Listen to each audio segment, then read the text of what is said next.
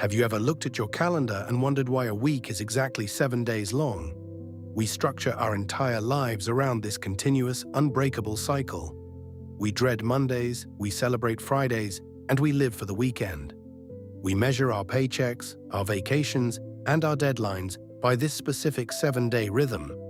But if you stop and really think about it, the 7-day week doesn't make any logical sense. A year is determined by the Earth's orbit around the Sun.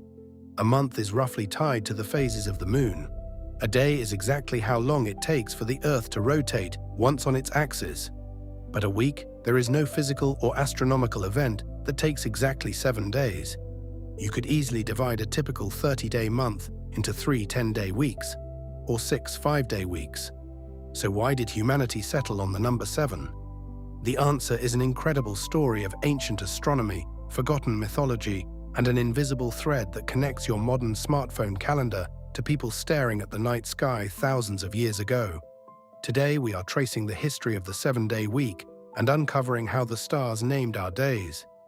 Let's explore right here on Humble History.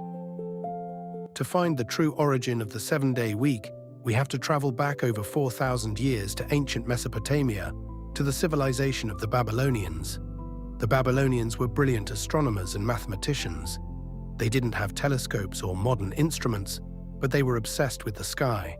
They meticulously recorded the movements of the stars, believing that the positions of celestial bodies were the literal thoughts and intentions of the gods. Like many ancient cultures, the Babylonians tracked the passage of time by watching the moon. It takes roughly 29.5 days for the moon to complete a full cycle, going from a new moon to a full moon and back to a new moon again. To make this monthly cycle easier to track, the Babylonians divided it into 4 distinct phases: the new moon, the first quarter, the full moon, and the last quarter. Because 29.5 doesn't divide neatly by 4, each phase lasted about 7 days, with a day or two left over at the end of the month. But the number 7 was not just a mathematical convenience. To the Babylonians, 7 was a deeply mystical and sacred number. And the reason for this was right above their heads. When ancient astronomers looked up at the night sky, they noticed that almost all the stars remained completely fixed in relation to one another. They rotated across the sky as a single massive canvas. But there were exceptions. There were exactly 7 celestial bodies that defied this rule. These 7 bodies moved independently, wandering across the backdrop of the fixed stars. The Greeks would later call them planets, which literally translates to wanderers. These 7 wanderers were the Sun, the Moon, Mars, Mercury, Jupiter, Venus, and Saturn. Because there were exactly 7 of these wandering bodies visible to the naked eye, the Babylonians associated them with 7 powerful deities. They believed that these gods took turns ruling over the hours and the days. The idea that a period of 7 days represented a complete divine celestial cycle was born.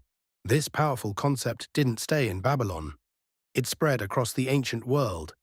It was adopted by the Greeks and, more importantly, by the Romans.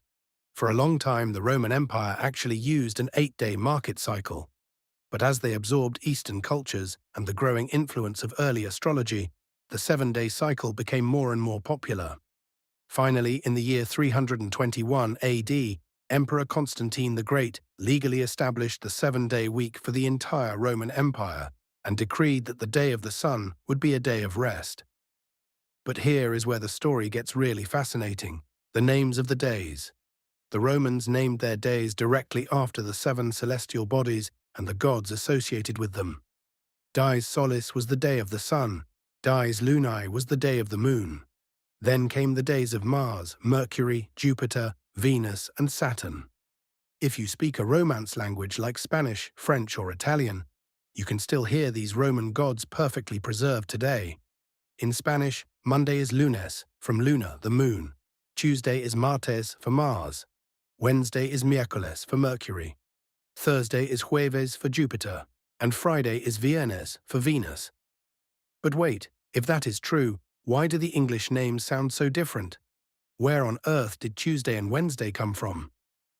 English is a Germanic language, and centuries ago, when the Roman Empire pushed into northern Europe, their 7-day calendar collided with the culture of the Germanic and Norse tribes. These tribes liked the idea of the 7-day week, but they didn't worship Roman gods, so they simply swapped the Roman gods for their own equivalent deities.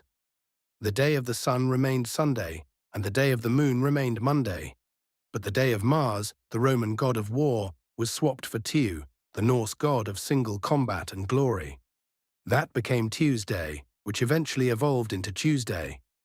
The day of Mercury, the messenger god, was given to Odin, or Woden, the chief Germanic god of wisdom and magic.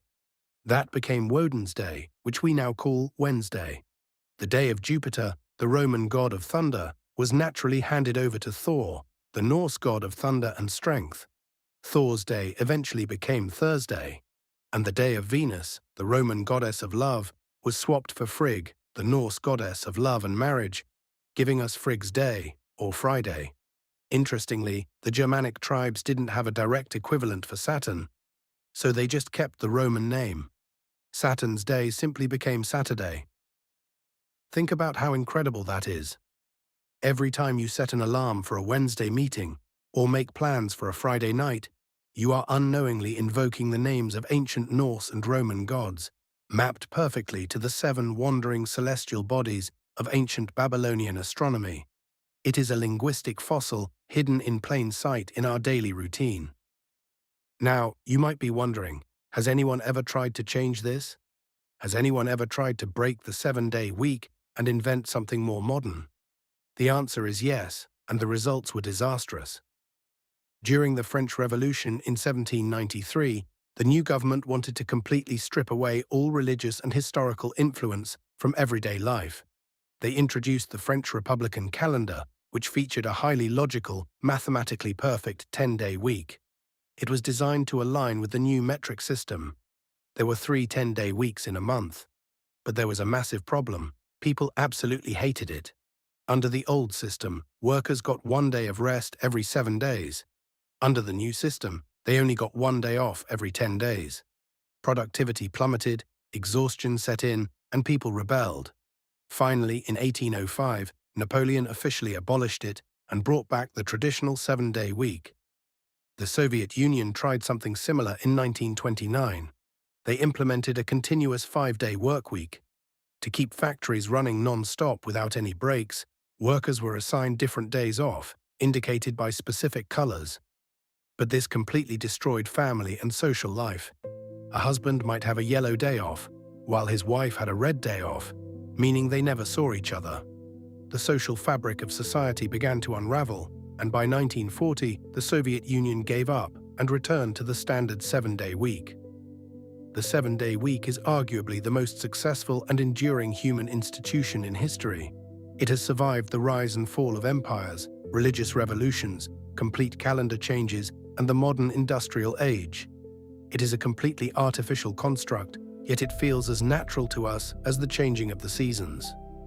So, the next time you cross off a day on your calendar, or groan when your alarm goes off on a Monday morning, take a second to think about the deep, ancient history behind it. You aren't just following a corporate schedule. You are participating in a 4,000-year-old rhythm, dictated by ancient astronomers who looked up at the night sky and tracked the 7 wandering stars. Thank you for watching. If you have suggestions for our next video, feel free to share them in the comments below. We'll be sure to give you an acknowledgement for your contribution. If you enjoyed this video, please check out our Thank you for joining us on this journey through humble history. Don't forget to like, subscribe, and stay tuned for more stories woven through the smallest details.